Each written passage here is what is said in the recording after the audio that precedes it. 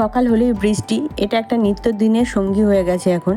মানে বর্ষাকাল পড়েনি এবারে, তার আগে থেকে কিন্তু বৃষ্টি শুরু হয়ে গেছে, মানে আষাঢ় মাসের আগে থেকে বৃষ্টি শুরু হয়ে গেছে। তো এখন আবার কালো হচ্ছে দেখুন, মানে এরপরে যে বৃষ্টিটা আসবে খুব মানে জোরে আসবে, বোঝাই যাচ্ছে।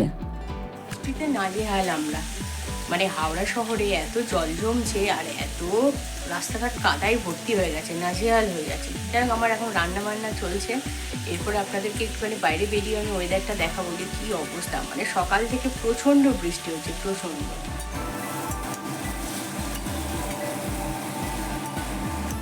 বসেছি এঁচোড় আলুর তরকারি, মানে এঁচোড় থেকে কাঁঠাল হয়ে গেছে, কাঁঠাল খাওয়াও হয়ে গেছে, কিন্তু এক কচি যেটা হচ্ছে এঁচোড় সেটাও পাওয়া যাচ্ছে বাজারে, তো তারই চলছে তরকারি এখন।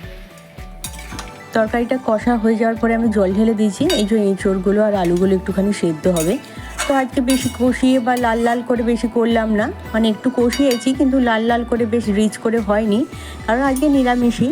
তো আমি এমনিই করলাম আজকে প্লেন। আর এই কচু শাকটা করব, এটা সেদ্ধ করে নেব আগে। তো নারকেল দিয়ে করব আজকে, নারকেল আর করব ডাল দিয়ে, মানে মুগ ডাল দিয়ে। তো কচু শাকগুলো কিন্তু খুব ভালো করে আমি আগে ধুয়ে নিই, জানেন তো, একটা একটা করে ধুই, তারপরে সেদ্ধ করি।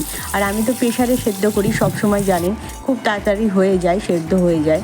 আর 2-3টে সিটি দিলে পুরো একদম সেদ্ধ হয়ে যায়। আর এইদিকে আমি মুগ ডালটা ভাজা বসিয়ে দিয়েছি, একটু একটু ভাজা হয়ে যাবে, তারপরে আমি নারকেল আর তার সাথে একটু আদা, কাঁচা লঙ্কা সবই দিয়ে দেবো। দেখুন কতটা হয়ে গেছে কচু শাকটা, মানে একদম সেদ্ধ হয়ে জলটা বার করার পরে খুব অল্প হয়ে যায় কচু শাকটা, মানে কমে যায় ভীষণ।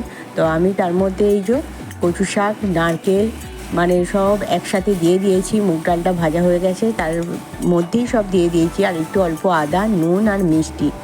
আর ভালো করে আমি কচু শাকটাকে ভাজা ভাজা করে নেব, আর একটু ঢাকা দিয়ে রাখবো। তারপরে দেখবে কচুর শাকের রং চেঞ্জ হয়ে গেছে, তখন বুঝবো আমার কচুর শাক রেডি হয়ে গেছে। দেখুন বাইরে কেমন অঝরঝরে বৃষ্টি পড়ছে। বললাম না, মেঘটা খুব গাঢ় করে এসছে, মানে কালো হয়ে এসছে। আর এই বৃষ্টি যে কখন থাকবে বোঝাই যাচ্ছে না, মানে এত জোরে বৃষ্টি হচ্ছে। আর এই বৃষ্টি হতে হতে এই গাছের ডাল একটা আমাদের বাড়ির কাছেই চলে এসেছে, মানে এত জোরে বৃষ্টি হচ্ছে।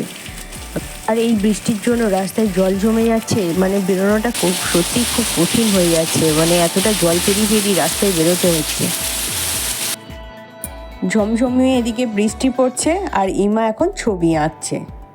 ছবিটা এখনও কমপ্লিট হয়নি, কিছুটা বাকি আছে, আঁকাটা হয়ে গেছে, এখন রং চলছে, মানে একদম ফিনিশিং টাচ যেটা বলে সেটা এখনও বাকি আছে আর কি।